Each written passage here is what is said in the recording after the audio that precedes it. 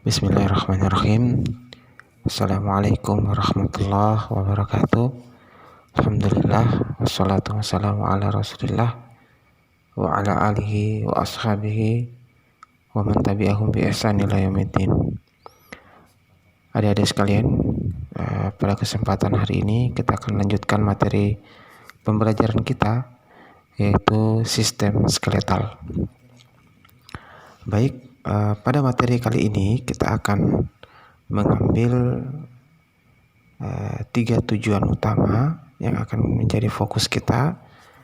Ya, yang pertama adalah menjelaskan tentang pengertian sistem skeletal. Kemudian yang kedua adalah menjelaskan tentang anatomi skeletal. Kemudian yang terakhir adalah menjelaskan tentang fisiologi skeletal. Baik, kita akan mulai dengan membahas tentang apa itu sistem skeletal. Jadi kalau kita membahas tentang sistem skeletal adalah kumpulan tulang-tulang yang tersusun sedemikian rupa dengan sistem tertentu. Jadi sistem skeletal ini ada beberapa model yang ada pada makhluk hidup. Kalau kita yang ada pada manusia adalah model yang tulangnya itu ada di dalam. Sementara beberapa hewan invertebrata seperti kepiting itu memiliki sistem skeletal itu di luar tubuhnya. Baik, kita akan pelan-pelan masuk pada sistem skeletal yang ada pada manusia, karena ini adalah menjadi fokus pada bidang kesehatan manusia dan juga kesehatan pada umumnya. Baik, kita akan lanjut. Pertama, rangka itu rangka tubuh manusia mempunyai fungsi Artinya bahwa tubuh kita memiliki bagian yang disebut sebagai tulang yang memiliki peranan yang sangat penting untuk aktivitas kehidupan manusia. Nah, yang pertama adalah fungsi tulang itu sebagai penopang dan penunjang tegaknya tubuh. Ya, jadi tulang itu memastikan tubuh kita itu tersusun dengan baik Kemudian yang berikutnya adalah memberi bentuk tubuh. Kemudian yang berikutnya adalah melindungi alat-alat atau bagian tubuh yang lunak seperti jantung, usus, paru-paru, ginjal, dan lain sebagainya yang ada di bagian dalam, termasuk otak kita, itu dilindungi oleh sistem pertulangan yang ada pada tubuh kita. Kemudian yang berikutnya adalah alat gerak pasif. Jadi tulang dikatakan sebagai alat gerak pasif karena tulang ini tidak dapat melakukan gerakan sendiri kecuali memiliki alat bantu yang disebut dengan otot. Otot inilah yang melakukan aktivitas metabolisme pergerakan sehingga bisa menggerakkan otot-otot yang ada pada rangka tersebut. Jadi rangkanya pun akhirnya ikut bergerak bersama otot yang bergerak. Kemudian yang berikutnya adalah tempat melekatnya otot-otot rangka, yaitu jadi otot rangka tentu saja melekat pada rangka tubuh kita. Kemudian yang berikutnya adalah tempat pembentukan sel darah dan penimbunan mineral. Jadi kalsium mineral itu ditimbun pada tulang. Kemudian sel darah merah itu juga dibentuk pada sumsum merah pada tulang kita. Baik, kita lanjutkan. Menurut jaringan penyusun dan sifat-sifatnya, tulang dibedakan menjadi tulang rawan dan tulang keras Jadi pada tubuh manusia itu ada dua jenis tulang ya. Ada dua jenis tulang. Yang pertama adalah tulang rawan ya. Nah, tulang rawan ini terdiri atas sel-sel rawan yang disebut sebagai kondroblast ya. Disebut sebagai kondroblast. Ini kondroblastnya ya. Pada gambar bisa diperhatikan ya. Nah, sel-sel ini mengeluarkan matriks, jadi semacam zat-zat ya, matriks dikeluarkan oleh sel kondroblast ini yang disebut dengan kondrin ya. Nah, lama-kelamaan kondroblast akan terkurung oleh matriksnya sendiri ya, seperti ini. Nah, ini adalah sudah mulai terbungkus ya, mulai matriks sendiri dalam ruangan yang disebut lakuna ya. Ini adalah lakuna ya, di dalam sini dia terkurung dia punya kondrosit ya atau kondroblast. Kemudian yang berikutnya ada model atau sistem pertulangan yang memiliki sifat keras ya. Itu terdapat pada tulang keras. Nah, osteoblast pada lakuna menjadi tidak aktif dan disebut osteosit. Jadi pada tulang keras ini ya, pada tulang keras itu dia memiliki sel tulang ya. Sel tulang, mana sel tulang ini? Ini dari sini nih ya. Tepi-tepi ini semua adalah sel tulang yang melingkar, saling berikatan satu sama lain, yang dihubungkan oleh kanalikuli ya, dihubungkan oleh kanalikuli dari satu sel ke sel yang lain. Nah, itu di bagian sini terdapat sistem Hertz ya, atau sistem peredaran darah ya. Nah, berikutnya tulang keras dibedakan menjadi dua, yaitu tulang kompak ya dan tulang spons. Jadi ada tulang yang betul-betul kompak, maksudnya itu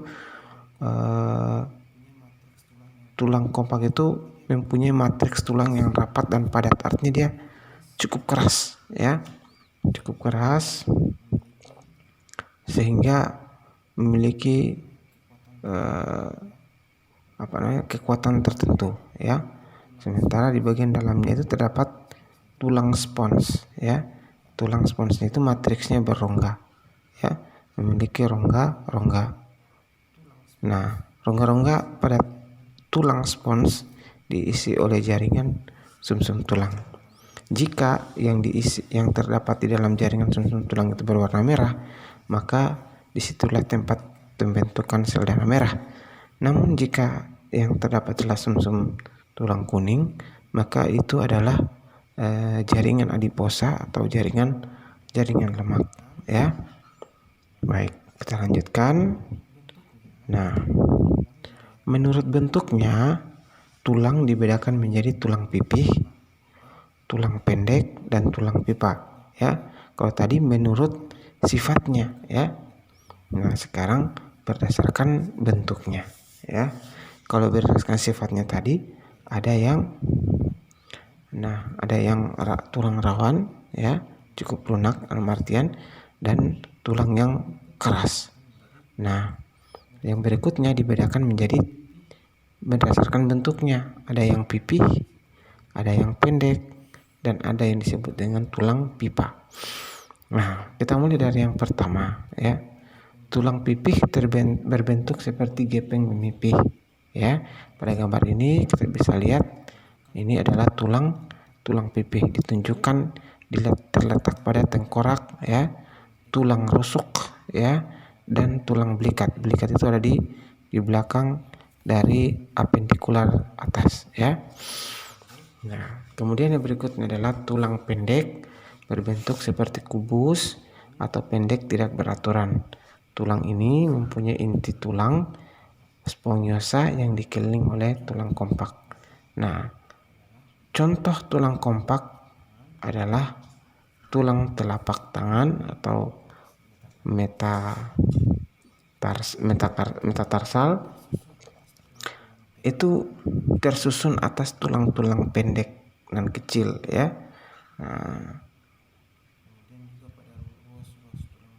Kemudian juga pada ruas-ruas tulang belakang itu juga termasuk kategori tulang pendek. Kemudian yang ketiga ya, tulang pipa ya, berbentuk seperti tabung ya, ini ya. Kedua ujungnya bulat dan bagian tengahnya silindris ya. Hampir seluruh bagian tulang pipa terdiri dari tulang kompak dengan sedikit komponen spiongasa atau rongga-rongga ya, yang berisi sum-sum tulang. Nah, contohnya itulah tulang paha, tulang tungkai bawah ya, tulang tungkai atas ya. Pada gambar ini kita perlihatkan pada tulang lengan atas ya. Ini adalah contoh dari tulang pipa. Nah, berikutnya sistem skeleton dapat dibedakan menjadi dua ya. Ada dua kelompok besar, yaitu skeleton aksial dan skeleton apendikular. Nah, skeleton aksial yaitu skeleton yang merupakan sumbu tubuh ya. Sumbu tubuh artinya dia berada pada poros pada tengah. Rangka ini meliputi tengkorak, ruas-ruas tulang belakang sampai ke tulang ekor, kemudian ada tulang dada di sini ya. Nah, kemudian ada tulang iga atau rusuk ya. Posisinya ada di sini ya. Ini posisi dari tulang iga atau tulang rusuk. Nah, kemudian ada juga tulang apendikular ya, tulang alat gerak ya, yang ada lengan atas, ada bawah, tulang duduk, tulang belikat ya. Itu bagian-bagian dari apendikular. Nah, kita masuk pada poin yang pertama, yaitu pada sistem skeleton aksial itu ada namanya tengkorak ya. Tengkorak. Pada gambar ini kita bisa perhatikan bahwa tulang tengkorak ini memiliki susunan yang begitu rapi ya. Nah, ada beberapa jenis tulang yang terdapat pada bukan jenis tulang ya, terdapat banyak tulang ya yang terdapat pada tengkorak ini yang dihubungkan oleh sendi kaku ya. Sendi ini akan dijelaskan pada poin selanjutnya. Nah, kita akan lihat jenis tulang yang atau nama tulang yang ada pada tengkorak ini. Yang pertama tulang oksipital ya. Kita lihat tulang occipital bone ya. Itu terdapat pada bagian otak kecil ya, bagian belakang dari kepala kita. Kemudian ada namanya tulang parietal ya. Tulang parietal ini ada di sini ya. Ada di sini tulang parietal ini bisa kita lihat ya, dia komponen yang paling besar barangkali pada sistem pada tengkorak ini ya. Nah, berikutnya ada namanya tulang frontal ya.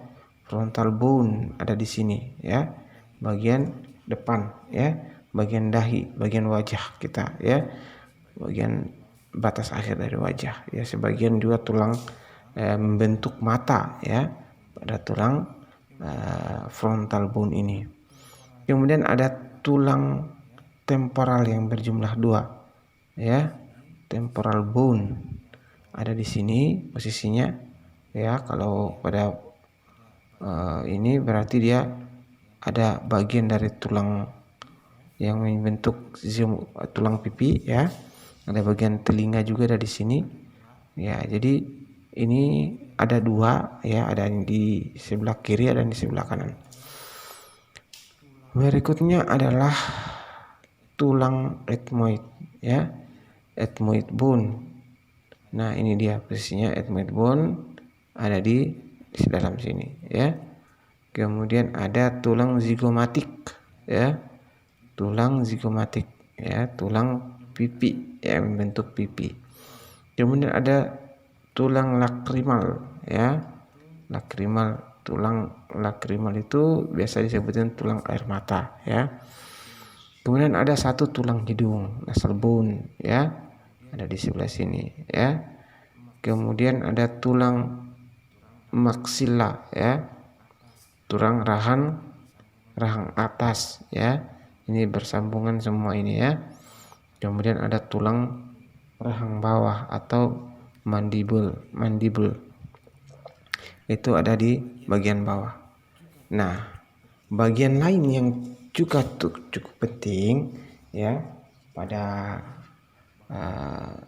tengkorak ini, bahwa susunan tengkorak ini karena dia terdapat banyak tulang di sana, maka hubungan antar tulangnya itu dihubungkan oleh persendian ya.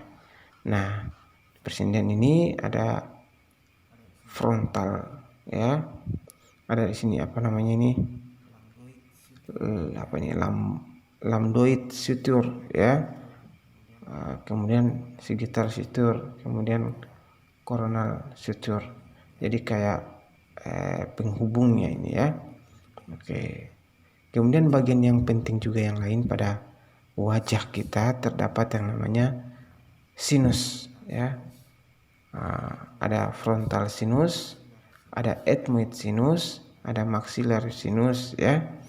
Nah, ini adalah rongga ya. Sinus itu artinya rongga yang terdapat pada tulang tengkorak. Nah, yang berikutnya tulang wajah ya. Ini tinggal dibaca, dilihat ada tulang hidung, nasal bone, jumlahnya ada 2 kiri kanan ya. Ada lacrimal bone ya. Tulang air mata ada di sini 1, ada di sini 1. Ada inferior nasal concha.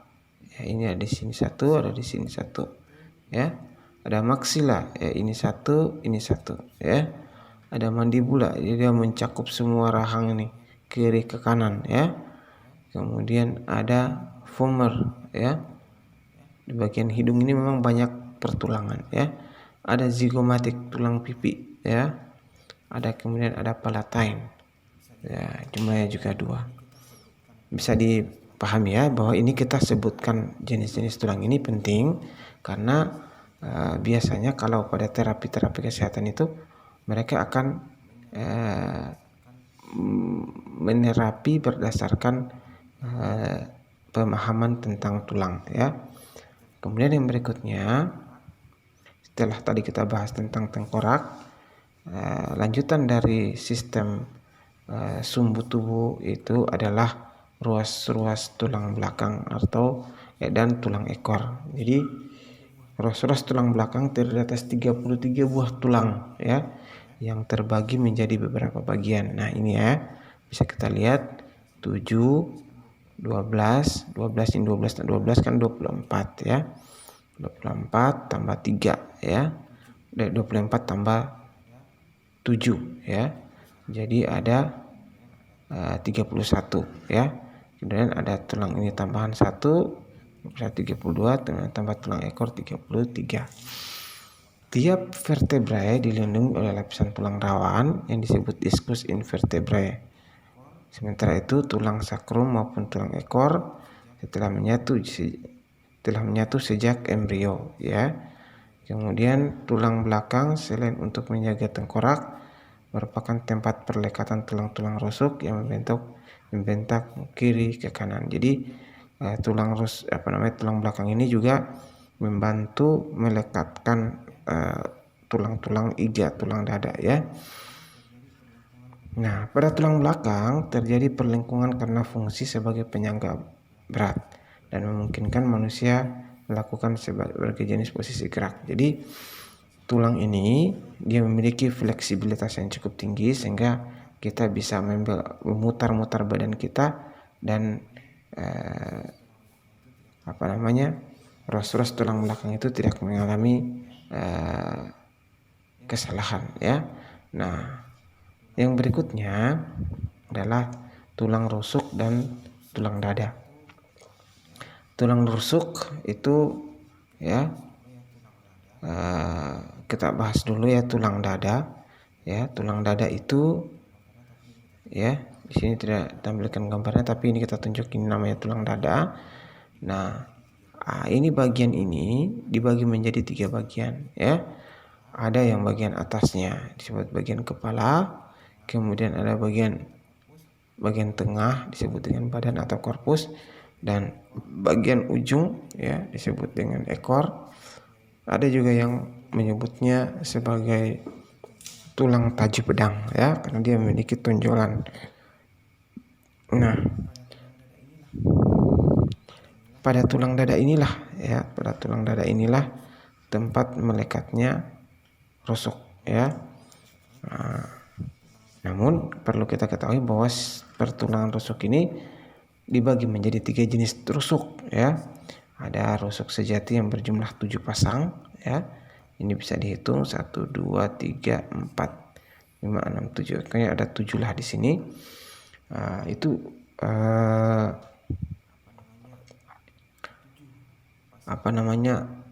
ketujuh pasangan ini itu melekat pada tulang dada dan melekat pada bagian lainnya ya, melekat pada tulang belakang. Ada juga tulang rusuk palsu yang berjumlah 3 pasang ya. Ada rusuk palsu jumlahnya 3 batang, 1, 2, 3. Nah, kenapa disebut rusuk melayang? Karena dia tidak melekat langsung ya, pada tulang dada, akan tetapi menempel pada tulang rusuk sejati terakhir.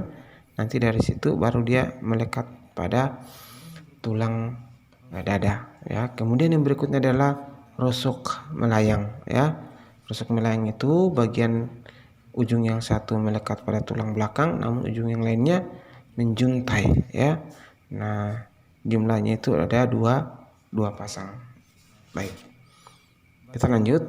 Nah, bagian yang terakhir ya, skeleton apendikular ini, yang tadi kan aksial ya, sekarang apendikular, terdiri atas tungkai atas ya, tungkai bagian atas ini, tungkai atas ini bagian lengan, dan tungkai bagian bawah, anggota gerak bawah ini ya. Nah ini secara spesifik kami muat gambar ini untuk membedakan antara tulang duduk pada male dan female ya.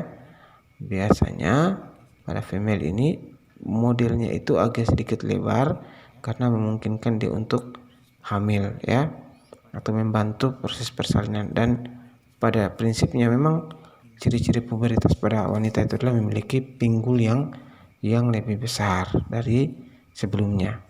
Nah, kemudian ini adalah pada laki-laki.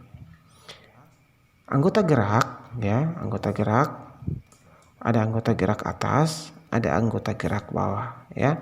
Anggota gerak atas ya itu terdiri atas humerus, radius ya, ulna atau hasta, kemudian tulang pergelangan tangan ya atau karpus, kemudian tulang telapak tangan atau metakarpus, dan tulang jari tangan atau falanks. Jadi ini ada persendian di sini ya, tapi nanti pembahasannya terpisah karena sistem sendi juga berbeda ya.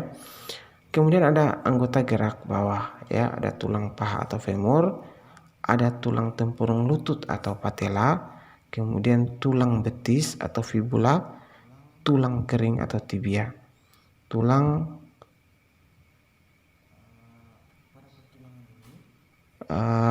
Pada pertulangan ini, alat gerak ini itu dibantu pula oleh sendi ya, karena jadi sistem persendian yang ada pada anggota gerak ini biasanya lebih luasa dibandingkan dengan anggota gerak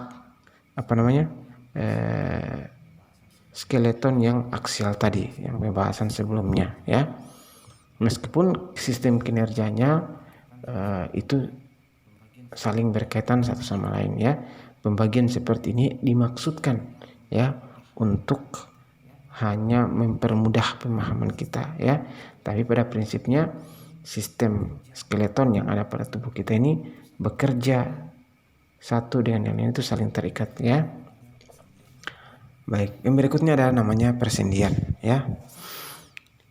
Nah, berdasarkan keleluasan gerak yang dihasilkan ada 3 jenis persendian, yaitu sinartrosis, sinfibrosis, dan diartrosis ya. Nah, sinartrosis adalah persendian yang tidak dapat digerakkan ya, tidak dapat bergerak tapi dia sendi ya. Nah, ada 2 tipe sinartrosis, yaitu sutur ya dan sinkondrosis. Nah, ini ya, ini adalah sutur ya, sutur. Kemudian ada sinkondrosis yang ada pada tulang dada ya, yang berdekatan langsung dengan dengan tulang dada ya, tulang rusuk yang berdekat langsung dengan tulang dada, itu bagian yang disebut dengan sinkondrosis. Nah, ini yang perlu dicatat bahwa sutur atau sinartrosis adalah hubungan antara tulang yang dihubungkan dengan jaringan ikat rambut padat, jaringan ikat serabut padat ya, jaringan ikat serabut padat. Sedangkan sinkondrosis itu persendian di lebih banyak tulang rawannya ya. Nah, persendian itu seperti ini pembahasannya. Jadi silahkan disimak atau dicari di internet. Demikian ya materi kita pada kesempatan hari ini. Billahi taufiq wal hidayah. Hadanallahu ayyakum ajmain. Wassalamualaikum warahmatullahi wabarakatuh.